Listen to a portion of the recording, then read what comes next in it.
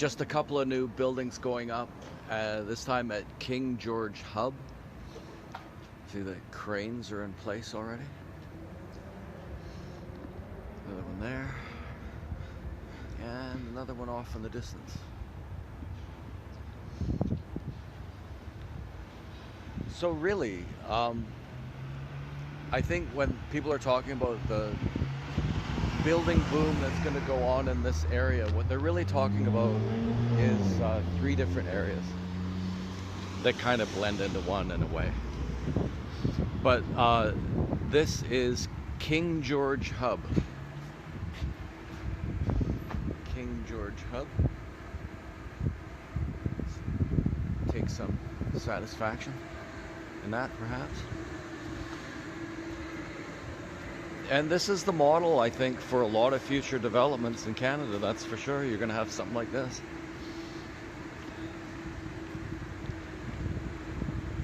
Sorry, I didn't show you what it was.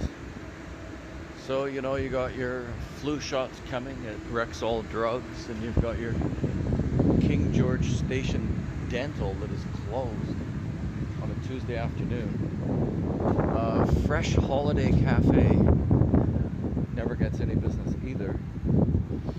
I don't know what this is a monument to exactly, but anyway, you can see the reflection of something in that building behind it. Maybe, no? What if I did this? Reflected in that glass tower is another glass tower. Save on foods, expensive.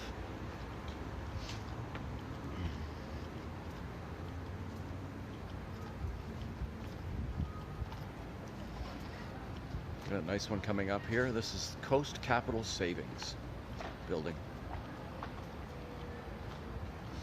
I like it. Oh, what was I saying? Oh yeah. This is King George Hub, King George Station. All these things are built around transit, right? So let's say King George Station, Surrey Central, where the mall is, and then West Village, which is where I live.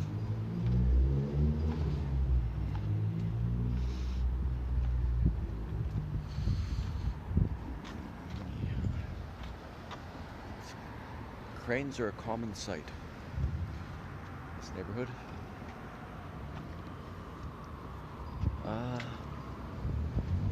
As you can see, that's a big bugger going in there. So in terms of livability, what do you think, right? Well, it's pretty cold. Not that much vegetation around.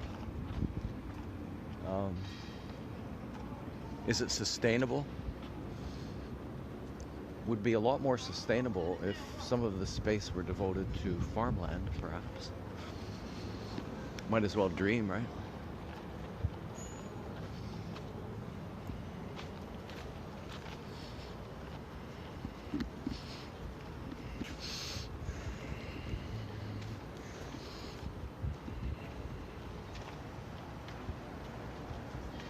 Tim Hortons, okay. At Tim Hortons, you can get an espresso for $1.69. And then what you do is you get 2 creamers. Not just the milk, you get 2 creamers, and there's a little bit of fat for the day. I want to do that just because I want to get a good deal on something, but actually I don't need a coffee. Yeah, so we'll continue our tour through King George Hub, maybe. Look at some of the people living here.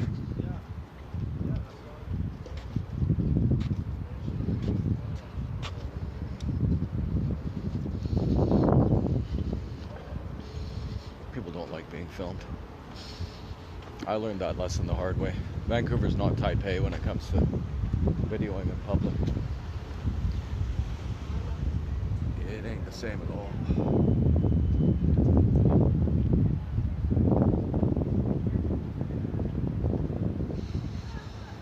Okay, maybe we can end it here. So off in the distance you can see Central City, That's the SFU campus and mall, but actually you can't see it, so I have to keep going.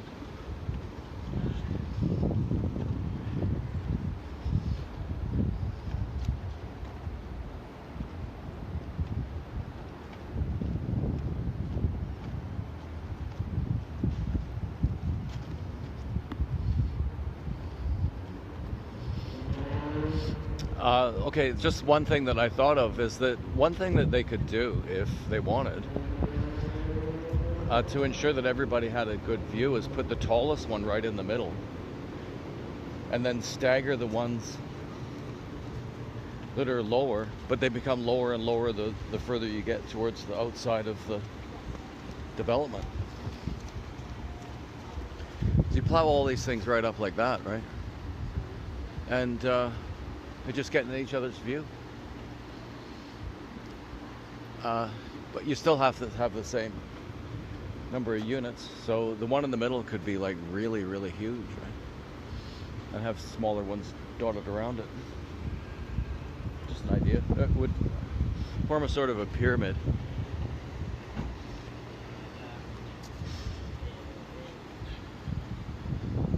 Just gonna take you around back for another look. What it's like.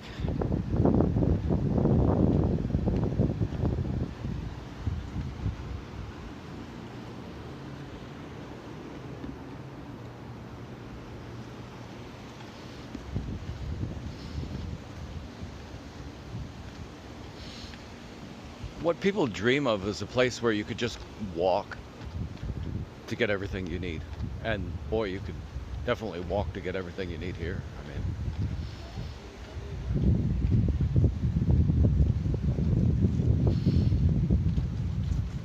there's, you know, absolutely everything here.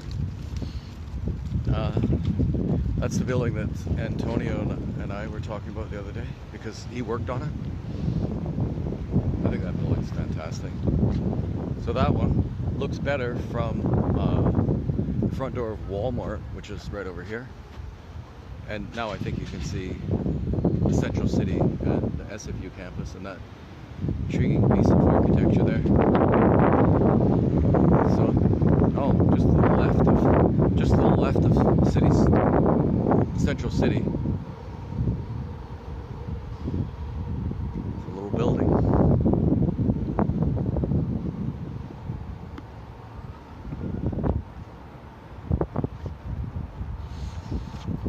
So what I'm wondering about right now is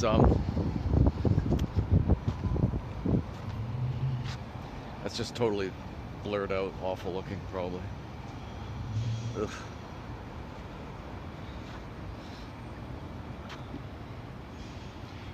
Is whether over time these videos might be kind of interesting to people, especially if I stop off at places where the development is just going in.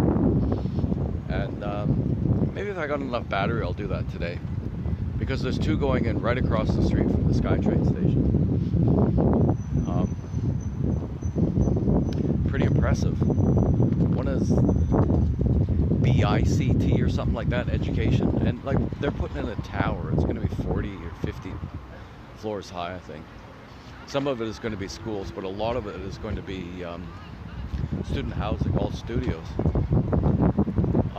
And then just down the street from there, there's another one called Core, which is great because I think that they intend to compete a little bit with the mall by putting in more amenities. I don't know if they have a supermarket or what, but there'd probably be a lot of restaurants. And the concept is to have it all really super pedestrian friendly so that you can walk from Central City Mall to the Civic Plaza without, you know, much difficulty. So I hope this doesn't look too bad. There's a SkyTrain going by. I always think the SkyTrain going by looks nice. Oh, there's an articulating bus. Those buses are comfortable. Sit in the front part, just behind the front door, and then you get to have a seat that looks forward so you can look out the window, you know, like a normal seat.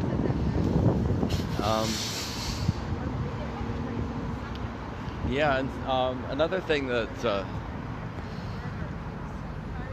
I'm curious about is a high school just down the street here. I won't name it. But what's happened is that a young woman who graduated from there recently has came out and said that she suffered horrendous abuse, racial abuse. This is the story. She suffered racial abuse for years, and the administration and the teachers didn't know what to do about it or didn't care. And she had such a traumatic time and all that. Traumatic. So I read about that, and then I saw her, and well, either she's wearing a lot of makeup or she's not really very black.